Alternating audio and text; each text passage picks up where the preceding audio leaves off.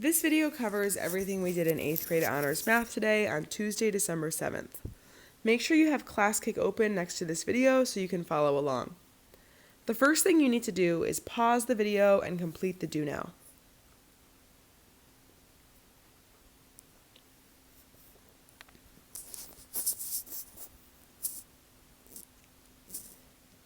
In question 1, we're adding -10 minus -6.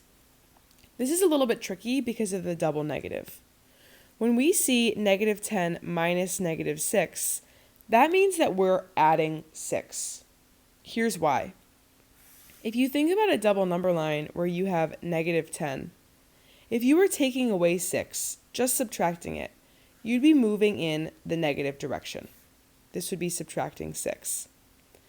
But if you subtract a -6, you are taking away from the negative values, which means you're moving 6 spaces to the right.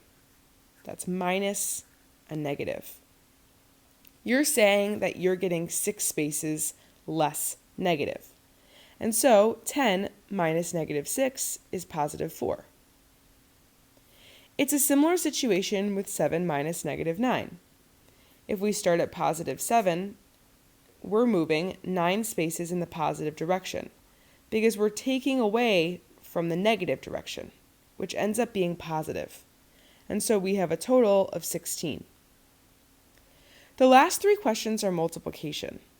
When you multiply a positive number times a negative number, your product will always be negative. So 9 times 3 is -27, and 8 times 5 is -40. But when you multiply a negative times a negative number, your product is positive. So -6 times -7 is 42. To summarize, negative times negative equals positive, and positive times negative equals negative. This might be worth writing down. Remember that this week's foundational learning target is to be able to use operations to solve questions involving negative numbers.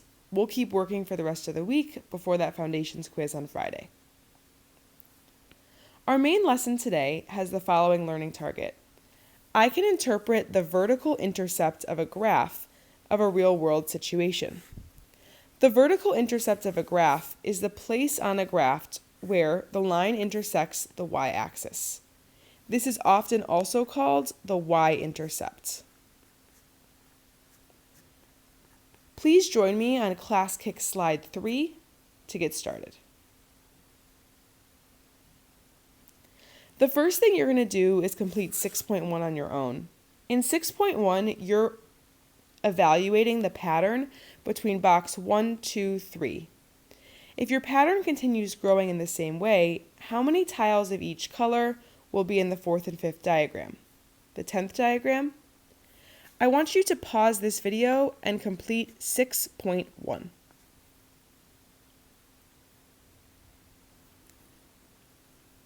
Okay, we're going to move on to 6.2, so please make sure you did 6.1 independently. 6.2 says slopes, vertical intercepts, and graphs. It says your teacher will give you 6 cards describing different situations and 6 cards with different graphs. Match each situation to a graph and pick one proportional relationship and one non-proportional relationship to answer the following questions about them. For 6.2, you are going to have a slide in ClassKick.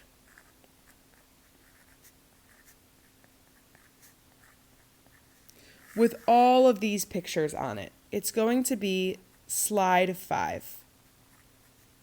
And what I'm going to do is I'm going to upload a video directly onto slide 5 in case you have questions about this activity, 6.2.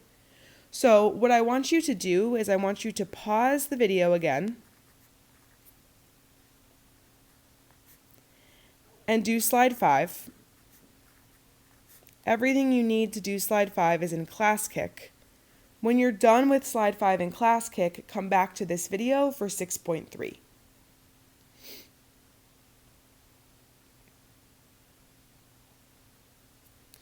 Okay, 6.3 summer reading.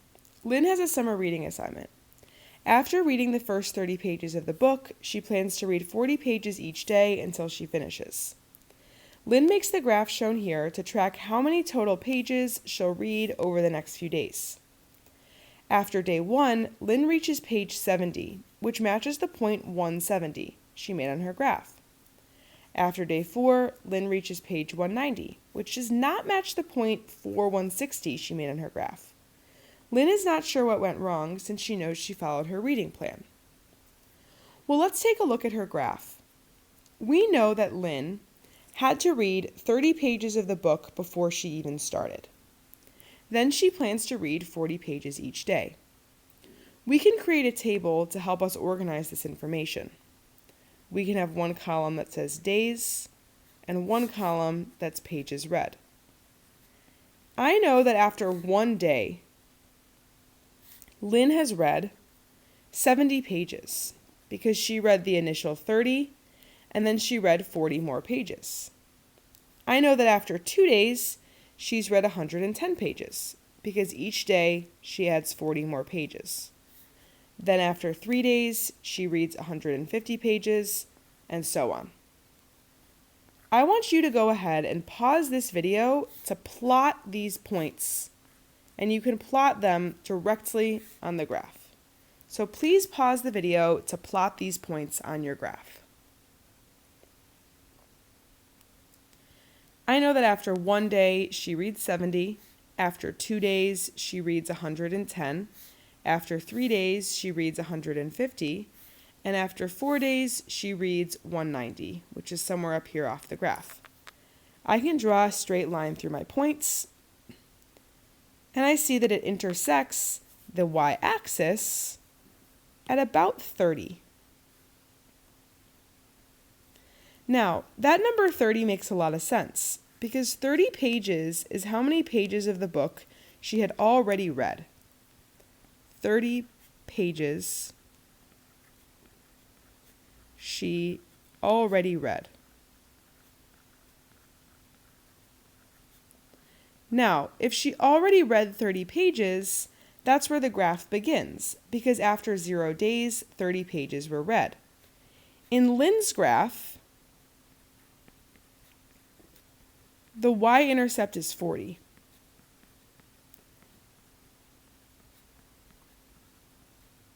Which is the mistake that she made. Because while Lynn reads 40 pages a day, 40 is not the number of pages she starts with. In this situation, the slope can be interpreted as the rate of change. We can see the slope clearly in the graph by drawing a slope triangle. In our graph that we created, we know that we move over 1 and up 40. And so the slope is 40. In Lynn's graph, we can see that she's moving, here's a coordinate pair, and here's a coordinate pair, over 2 and up 60. And so her slope was 30.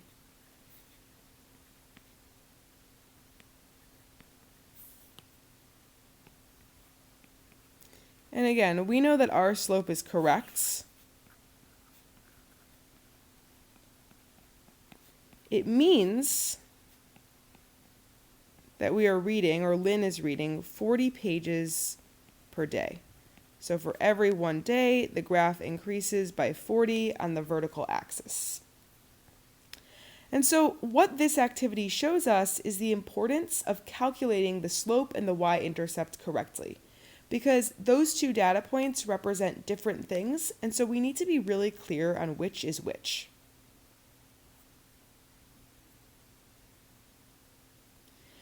On the last slide of ClassKick, you have a lesson summary, which will be a helpful review of what we talked about with the vertical intercept.